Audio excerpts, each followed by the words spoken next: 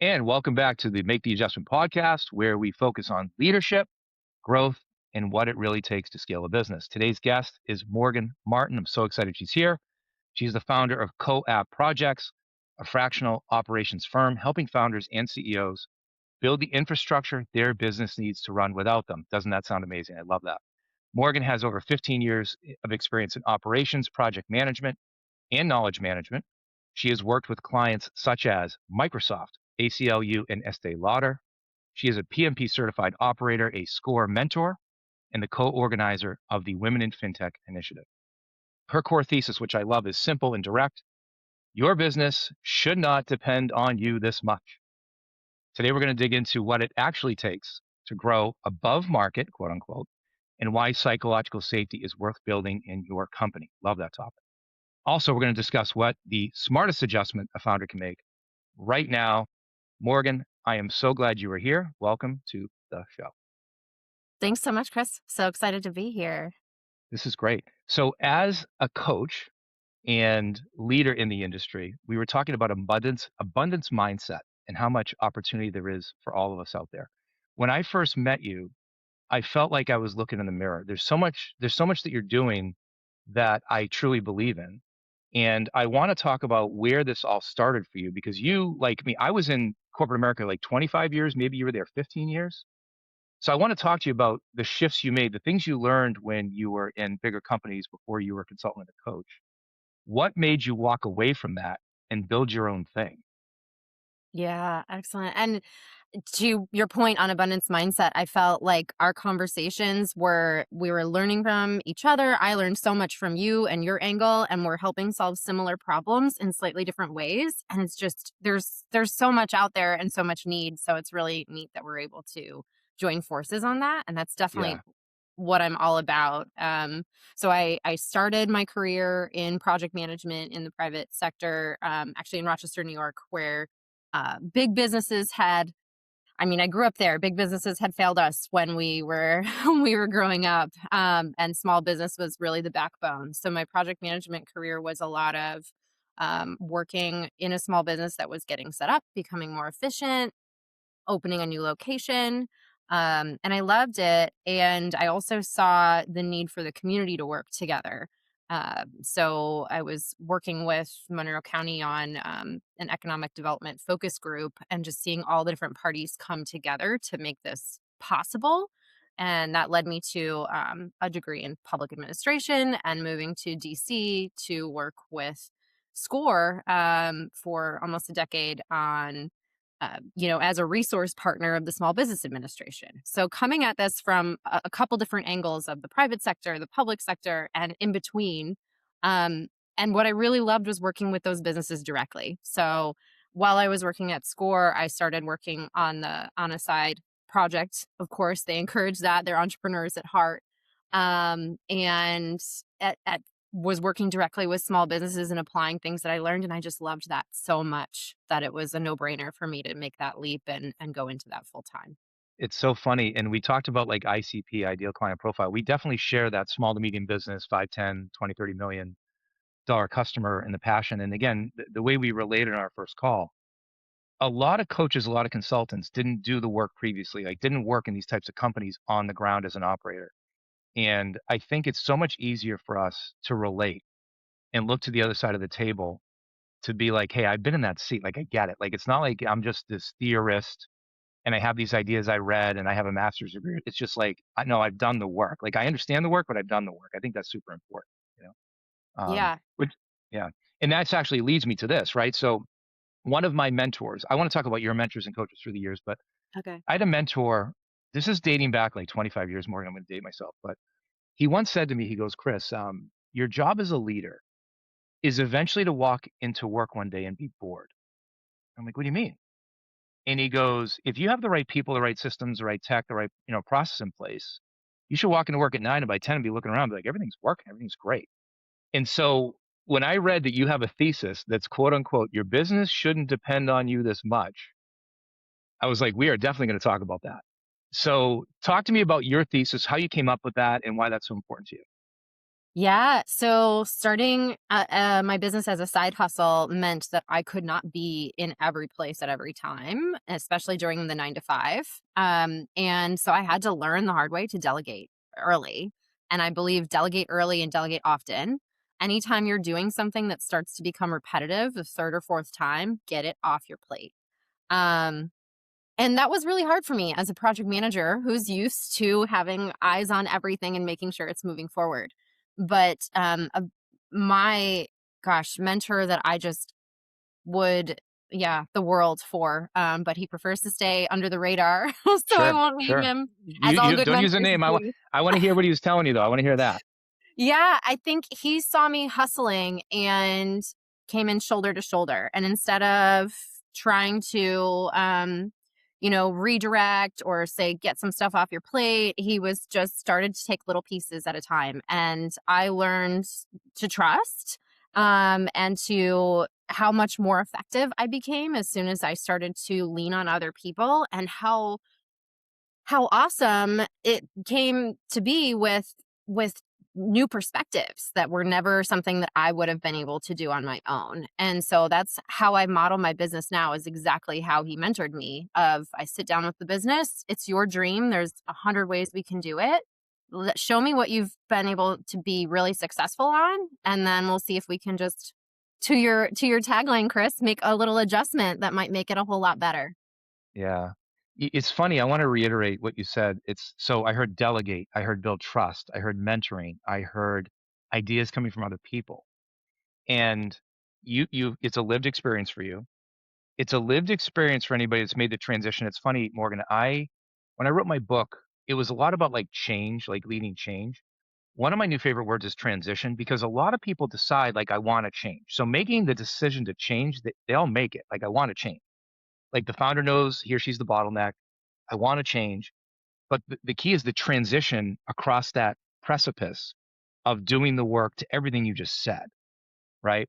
And so I want to talk about your transition from operator inside companies to like a fractional operator for other people's companies. So let's talk about that transition for you, Yes, it's so hard, and you're constantly trying to remind yourself to take the advice that you would give someone else. So you're right? growing your business, and the transition for me from my own operator to operating someone else, it's really about understanding their dream, and I'm all in on their dream and making it happen.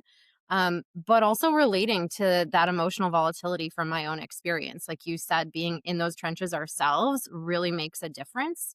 And one of the things that really stuck with me from our initial conversation was how you've captured the emotional volatility that your clients can expect, and you're transparent and upfront with them in that first conversation of, listen, it's going to get hard, and here's what I can map out. This journey is going to be really volatile, and there's going to be times where you want to quit and times where you revert back to old habits, and I'm going to say, I told you so, but keep going. And I Yes. loved that you somehow Yeah. have, as an operator I respect, you've somehow managed to take that changes that we know we're going to go through and systematize it so that they can push through to that Yeah. next level.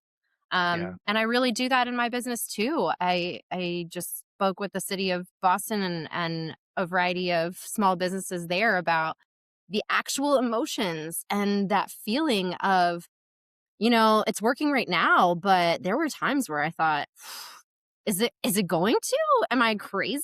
So being able to relate on that level, I think, is sets us apart. Yeah. Yeah. Very cool. It's funny. I have a line. You can borrow it if you want to. You may not. It's just my style. As clients sign an agreement with me and once we make the decision to work together, in the first one-on-one and the first team meeting, I'll say, hey, look, guys, I go, I'm so excited to be here. I know I can help you solve these problems. But here's the deal. In 3 months, we're going to be having a difficult conversation because I'm going to have to assess what's happening. We're going to make some changes, but the major stuff's probably going to come in a month, 2 months. And at that point, that's where you're either going to extend my contract for a year or you're going to fire me, right? And anecdotally, Morgan, I've probably had 35 to 40 clients in 3 years. Three of them I don't work with anymore. Two of them I fired, and one time they called me and said, Chris, it's not working. And by the way, when they called me to say it wasn't working, I was probably going to call them the next week and say, this isn't working for me either. So, it's that thing of change is hard. Whether it's behavior change, skills change, strategy, any change is complicated. Um, and helping leaders, founders, the team navigate all of that is is everything in what we do. It's funny again when you talked about our conversation when I wrote my book. I thought I was going to write like a Simon Sinek Start with Why or some business book. It ended up becoming a book about doing this in your professional life will also help in your personal life. Like it's actually the same stuff because you and I share this passion on emotional intelligence, psychological safety, connecting with your team, and relationships and building trust. All these concepts that are just pillars of leadership, in your business and as a leader in your home and in your friendships. Would you agree? Yes, absolutely. Yeah. Mhm. So another concept you talk about is growing a business above market. So when I was growing up in corporate America, I worked for a company called Randstad. They're the number one HR service from the world. A lot of people know them. They do staffing. And every year in September, I'll never forget the CFO, the CEO, we get dragged into a meeting to do our budget for the next year. And they would say, hey, we're anticipating the IT market to grow 6% next year. So Chris, your budget is 18% growth. The first time I heard that, I was like, are you guys crazy? Like what? Three times market? Like what? It actually became the standard in our business. And we actually executed it all the time. But I want to know what growing quote unquote above market means to you. What does that look like in the work that you do? Yeah, I love that competitive mindset and really pushing yourself that you have experienced and that you lead with. For me, I work with really early stage companies usually. So they're less than 5 years, they're 1 to 5 million at the most. It's quite early. And so that industry benchmark looks a little different. A lot of times we are trying to find what's your niche? Who are your actual competitors? You're creating something different. So you're creating custom art and for on wearable art on shoes as an example is one of my clients, and it's like, okay, well, you're not really comparing yourself to Nike, you're not Etsy, so what is your industry benchmark, where are your people going right now, and then saying like, okay, so your competitors are doing, I don't know, 5,000 for this, but let's shoot higher because you're creating something very different and an experience and a story. So let's double that. Yes. And it's constantly looking at those industry benchmarks and tweaking it and saying, okay, but you're a little different and we're going to tell your story different and then shoot for the moon. Right. It, you articulate something else that early stage businesses do, and I want to call that out. Having somebody like yourself in their corner, they are trying to grow revenue. They're fighting through it. They get cash flow issues, and then they might consider lowering the price. And you're like, no, no, no, no, that's not what we're doing. We're going this way. We're going a different direction. And I think that's really interesting because it is actually the right decision. And I've been so the way I was coached, Morgan. Have you ever heard this phrase? I would have a coach. I actually have a coach, Dan Martell. We talked about it, and he says all the time, Chris, what's your goal next year? I'm like, $1 million. He's like, what would it have to look like to add a zero to that number? I'm like, 10 million? I'm like, are you nuts? Yeah. He goes, no. And he goes, Chris, you're missing the point. He goes, by shooting for 10 million, you'll probably hit two. You'll hit three, right? And so we looked at pricing. He's like, your prices are too low. We looked at ICP. He's like, you have the wrong ICP, right? So I'm curious, like, what are the ingredients in the soup you evaluate to make those decisions on pricing and helping your clients? Because those are the right levers. Gosh, and it goes back to that psychological safety too, because a lot of the folks that I work with, it's they're not even paying themselves enough and to start. And you're like, ah, what would it take for you to pay yourself first at a salary that you're not waking up at night worrying? Because that is how you're going to be able to focus on your business. So it's really, we talked a lot about credentials and pulling from different pieces, and I've done the coursework for financial planning and trying to make sure that all of the different pieces are working together for the entrepreneurs, the founders, and their businesses. Yeah, So what's your long-term goal with this? And then paying yourself first and raising your prices. And, we've all heard, if you're throwing a number out there to a sale and you're comfortable with it, you probably are shooting too low. You want to go a little bit higher. You want to make yourself a little bit anxious, really, and that's when you know you're pushing yourself, and if you're overshooting, then your quality's gonna go up too because you're really trying to achieve that next level. It's awesome. And again, I want to back you up on this because it's a lived experience for me. So I 3 years ago when I started coaching, I looked at the market and I said to myself, well, Chris, like you're new to this, you're independent now, charge the middle of the market and deliver above market. Like just charge the middle price. I started to do that. And I'm winning clients, winning clients, winning clients. And then finally, it took me about a year to raise my prices. No clients dropped. Like I gave them 30 to notice, like, hey, it's a new year, cost of the business, improvements in our technology, whatever, right? And nobody dropped. So every year now I do this pricing exercise and I raise, it's been 3 years. Every year as the prices go up, nobody's dropped. And I keep saying to myself, like, I'm not charging enough. Like, this is insane to me. But I know the value I bring. And same thing for your clients. Like, there's a certain level of value that they're bringing to their customer base. And they should raise their prices to the point where people just basically say, okay, that's too high. You don't know you hit the ceiling until you hit the ceiling, I guess, you know? Yeah. So psychological safety, such a fun topic. You believe in it, I believe in it. So for people that don't know the topic, super important to have. So psychological safety, coined by Amy Edmondson, did this study saying that psychological safety has an incremental impact on profit. But what it is, it's permission for candor. It's the ability for people that work together to be completely honest with each other without fear of consequence, fear of anything, right? It's a way to eliminate fear in the workplace. And if you guys want to ever do a side project, Google, just go on Google and look at Project Aristotle and what Google did with psychological safety. They built like a model with tech bots to see if they could build a psychologically safe environment. It's a fun study that they did. But I want to talk to you specifically, Morgan. I know you believe in it. Like people that talk about it, what's the difference between a team that has psychological safety and a team that thinks they have psychological safety? Because it's not a question of do they think they have it or not. It's some think they have it and some actually do have it. So what's that difference? What do you think? Gosh, the honesty and the initiative, and you can really see that. I've had potential clients that came to me because they were having a hard time managing their team.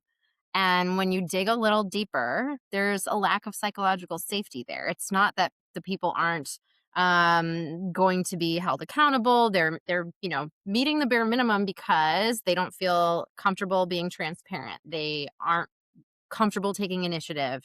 And there's a lack of trust there that's usually the fundamental base of it all.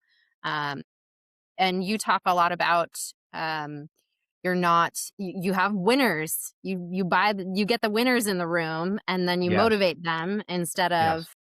instead of try they already are motivated. You're inspiring them to be motivated. And I Yeah, do your think you job. Yeah, yeah. What is the quote? Your job isn't to motivate people; it's your job to inspire people who are already motivated. yes, I love Yeah, that. And it's so yeah. true. You can absolutely see it. And I think there's some key things that I will hear in conversation that to me are a light goes off that it's like, oh, this is a trust issue. And Mm. you're digging deeper and things are plateauing on the business. I'm delegating, but I just don't trust them to get it done. Um, yeah. And take it a step further, if you could. How do you advise those people to build the trust to take the leap? I guess even that you said, like you said, you're a project manager, right? You're highly skilled. You're a SME. You manage everything great. And there's this fear that we all have. So it's lived experience for you, lived experience for me, lived experience for our clients we talk to. Like, how do you coach them? How do you walk them through that? Yeah, it's hard. I do think it's a lot of self-work, really. We tend to think, "Oh, it's team management, it's these other skills about setting expectations," but really it's what are you trying to control and why aren't you like ready to let it go? Yes. And then I really work, based on proof is okay, let's try a small test. How about you as the founder, you let this one thing go and you Love talk that. to whoever you're delegating it to and say, this is what I want the end to look like. And then just let the whole process be theirs. That's great. And 9 times out of 10, it works out way better than any of us could have imagined. Totally So agree. there's a small win. And now we say, okay, let's try it with something bigger. That's so good. Yeah, that's well, you're nailing lots of things. So you talk about emotional intelligence when you say self-work. again, I lean into that heavy with the leaders I work with, whether it's ego management, impulse control, like whatever those EQ levers are. I love that you said that.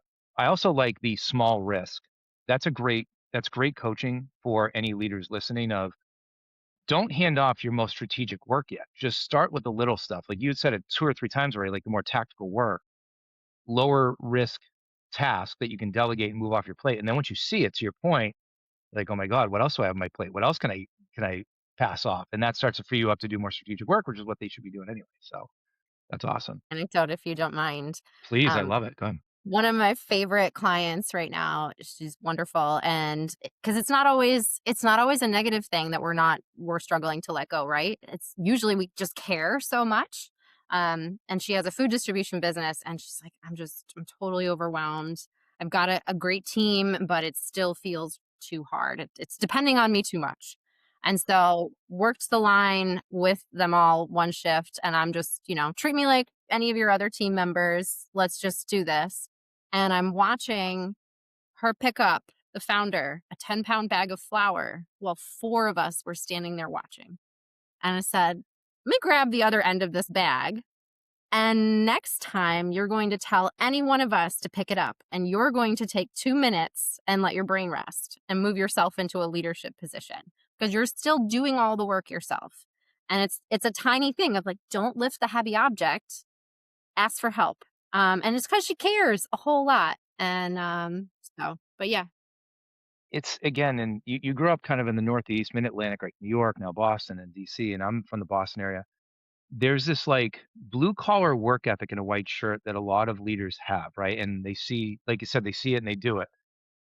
And again, I played baseball, so my story ends up being, listen, you're the best player on the field. You hit the ball, you throw the ball, that's all great. When you're a coach, does the coach play the game? No. The coach doesn't grab the bat, the coach doesn't grab the ball.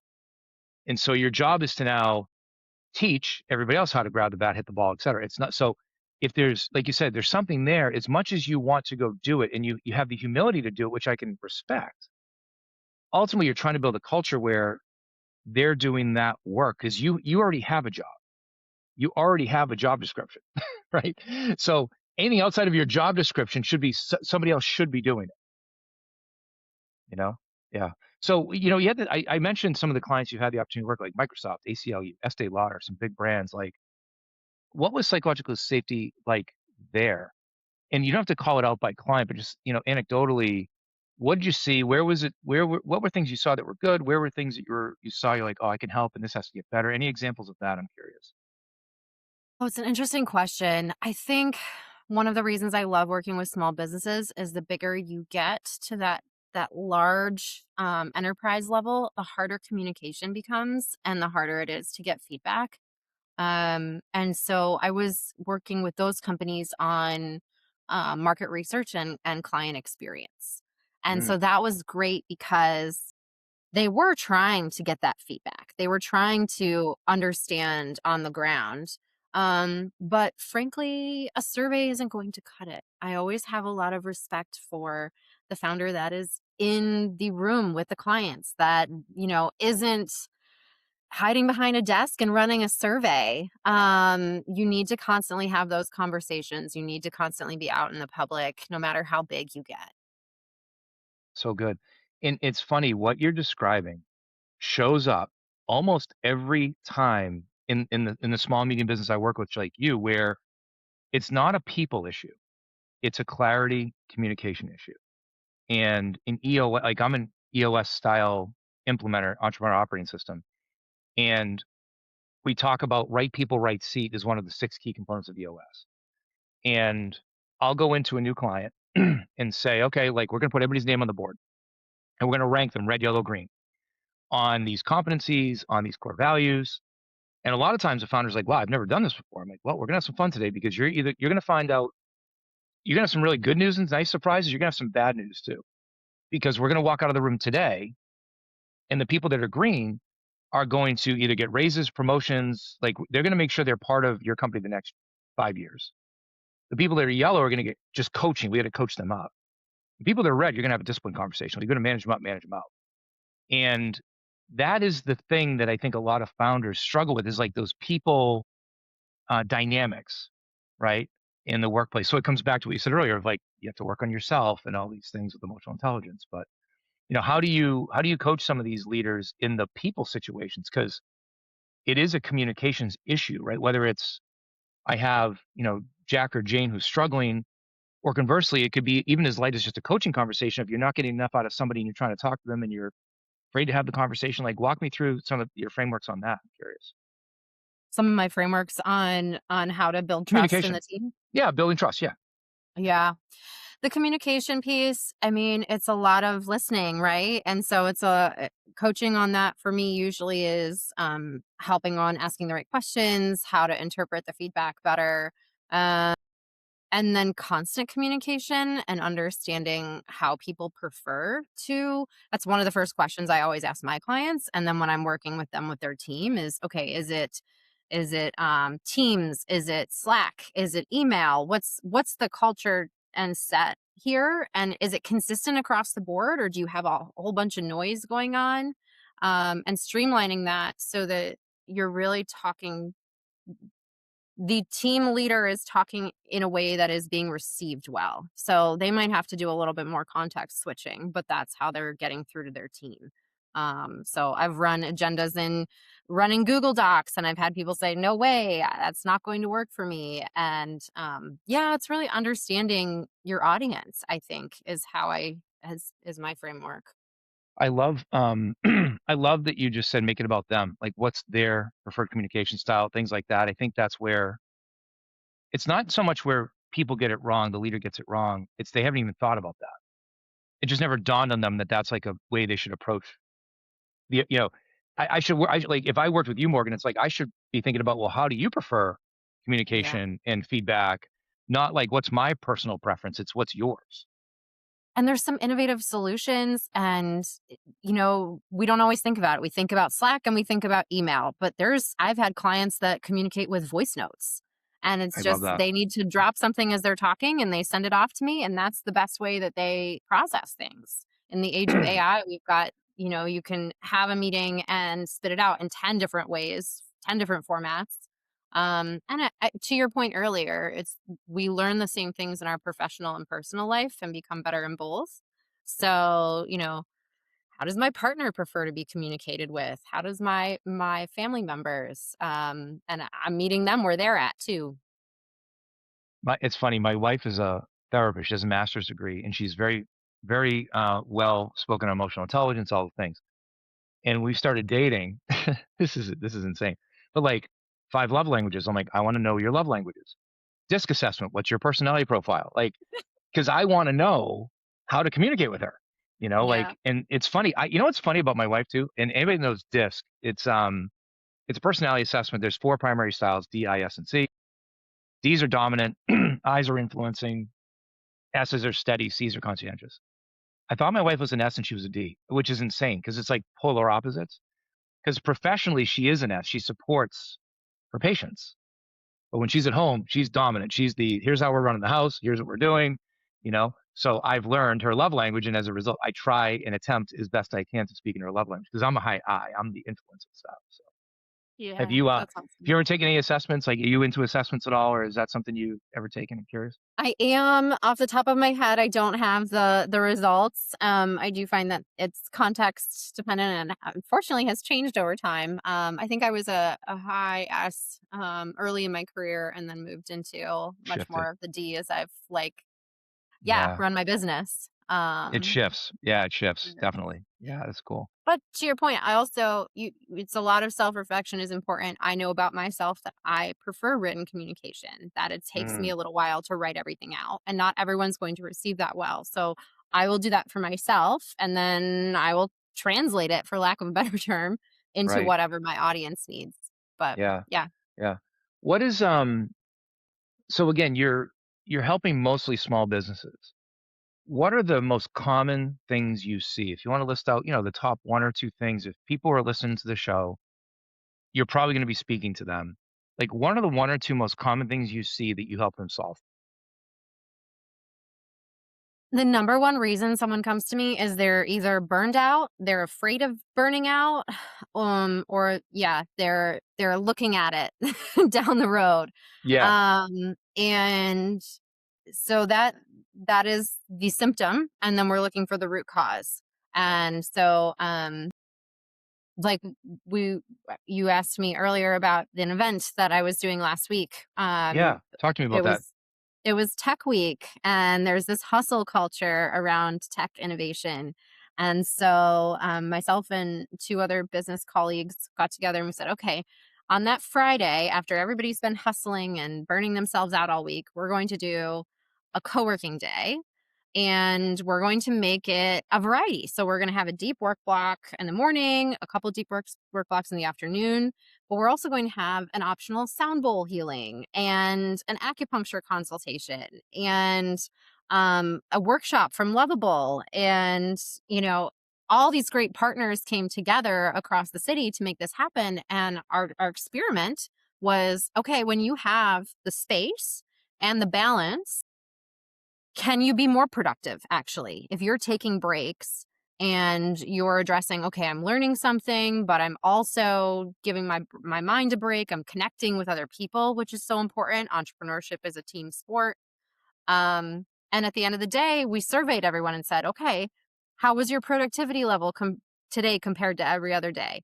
And 75% of the room of 80 people said, I was more productive. Absolutely. Absolutely. Yeah. Yeah, it's funny. It's funny you say that. You know what I do is, I steal it from Dan Martell. Dan Martell's my coach, and he tells us steal his frameworks. He does something called the time and energy audit. You're nailing it. And he talks about how we don't do enough deep work. We don't block enough time to do that deep work or self-care or the things that we need to do as leaders, as founders, to have the energy. I've literally, Morgan, I'm not kidding. I've probably sent out 10 time and energy audits in the last 2 weeks to my clients, just because they're all at that point. It's like, it's either pushing burnout, but it's definitely overwhelmed. Like they're all overwhelmed, you know? Um, so I definitely see that as well. I could have talked to you, by the way, 3 times the last 2 years. I should have known you because I would have loved to talk to you because I was in a hole twice in 3 years where I'm like, I don't know if I can do this anymore, you know? We've all been But there. Yeah. yeah, yeah, yeah. So, But so your true. time and energy audit, I also do that in one of my frameworks on delegation. And that's how I started out is okay, where's your Yeah. time and energy going? What are you Yes. actually enjoying? And if you're enjoying it, is it moving the needle forward? And what is sucking all your energy? What are you avoiding? And those things you got to either like decide you're not doing them anymore for your business, they're not moving anything forward, or you delegate them. And those are the first things that we get off the plate. So yeah, Yeah. time and energy Yeah. audit is huge. Love that. Well, and again, one of your taglines, if you will, is this, your business shouldn't depend on you this much. Do you find that it's hard for the founders to hear that? How does that land when you say it to them? Even the ones who might even agree with it, like how does it land? It's very emotional because they care. It's their baby. They're making their dream happen. And at the same time, when I'm usually having these conversations, I'm asking them, if you were to go on vacation tomorrow, would you stop having an income? Would everything halt? And they're looking at me like, that's what I'm terrified of. I can't step away right now because everything will fall apart. I won't make an income. I can't spend the time with my family. I'm working from Italy on a cruise because I'm trying to be present for my family, but I can't. And that's where like that's what we have to fix. Um at that point you have built yourself a job and not a business, not an asset. Yes, right, totally true. Well, it's funny. So one of the things I do, and by the way, you can give it to your customers too. Like I've written 2 books. One is called the Make the Adjustment Companion Workbook to the main book. But in the companion workbook, I do a change readiness assessment. Okay. Because I know that the beginning of everything is understanding change, how your body's going to react to the change. And so I'm going to give it to you. I'm going to give it to people and listeners in the show notes. It's like a 5-minute exercise for a leader to figure out, like, how ready am I to change when it comes to operating without me in the room? Like, how ready am I actually for this? You know what I mean? That's So great. I think it's good to have the diagnostic because it scores people out red, yellow, green. And candidly, it's funny when I give it to clients that are prospects of mine. I'll say, if you're green, we're definitely ready to work together. If we're yellow, I want to get on a couple more calls with you to do some I almost feel like I should get my wife in my business, but you might need a therapist to talk to you. Um, and if you're red, it's like I candidly say, look, we're probably not ready to work together yet. Like you're not in the place where what I'm going to share with you is even going to help because you're going to resist so much. It's probably, and I said, but here's the deal. You have my number, like, and I said, you will call and you will be sorry you didn't start sooner. And that's how I close out calls with red when people are red. That's how, and I'm telling you, Morgan, you're gonna laugh. I did a keynote last February, a year ago, and this guy walks up and he goes, I need you, but I'm gonna try to do this myself. So that's awesome. I said, but you will call me and you will be sorry you didn't call sooner. And he called me last October. We started working together 2 weeks into the engagement. He goes, Chris, I should have called sooner. I'm like, I know. you know, and it's a plug for you. It's just like everybody needs a coach. Everybody needs somebody that's been there before them, that's been stuck in the holes, that also, like you now, Morgan, you have context of multiple companies in multiple industries. Do you find this to be true? Like I work with hair salons, addiction treatment centers, um, algorithm investing companies, construction, HVAC, IT, engineering, all of it. Don't you find that there's so many similarities? You can bring ideas from one to the other, right? I mean, you must agree with that, right?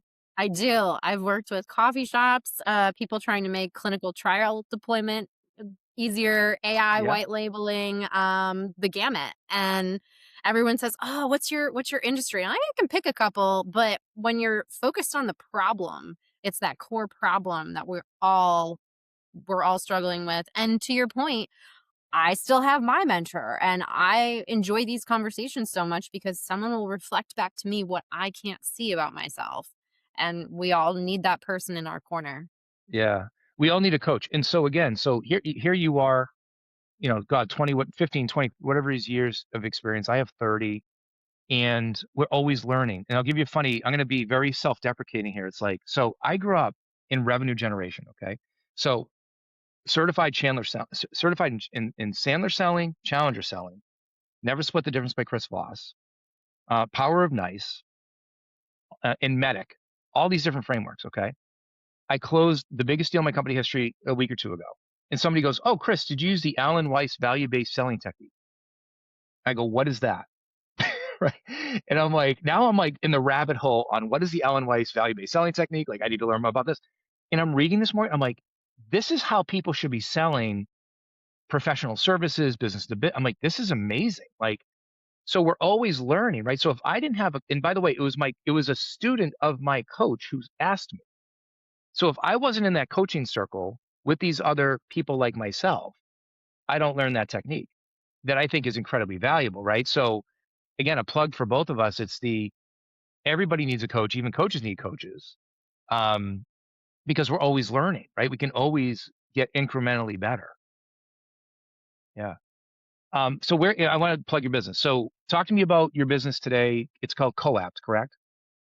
It Yeah, is, CoApt. which Yeah. means to fasten things together to make things more efficient. It's an engineering I love term. that.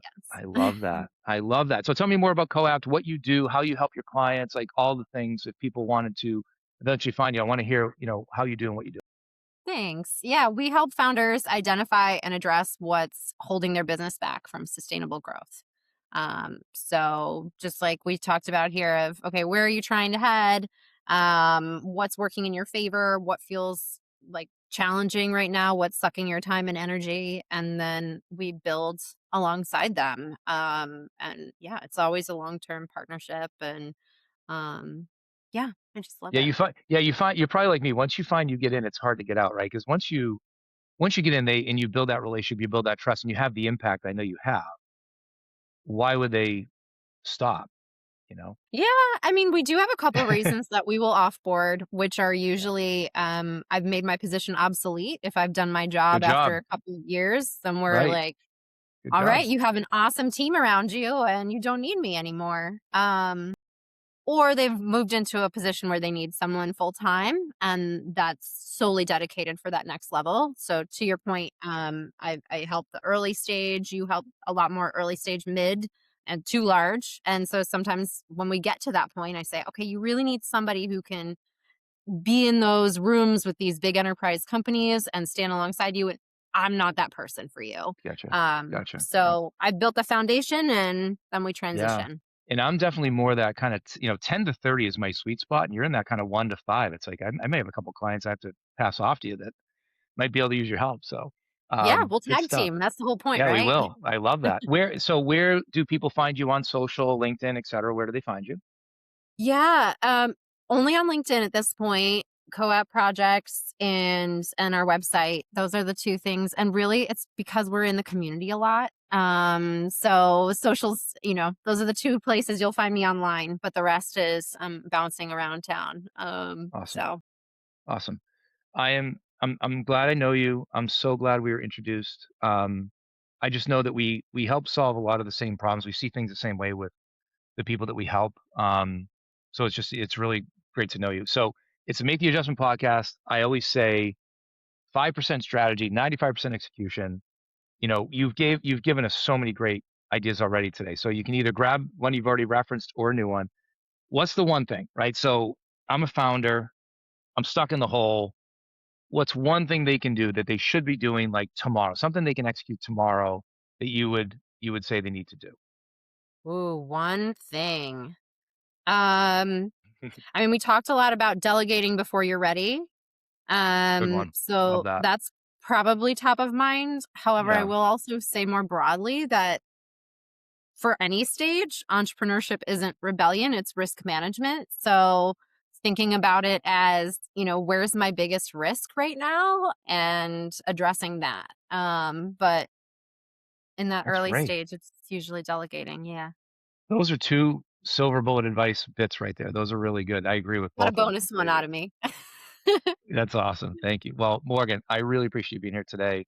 If you got value from this podcast team, make sure you share it with another owner, entrepreneur, or leader. Like Morgan and I talked about abundance mindset. We're all trying to help each other out and make everybody better. But if you're in the middle of the grind, we respect it. And Morgan and I are here to help you. So Morgan, again, thank you for being here today. This is great. Thanks so much, Chris. It was a lot of fun.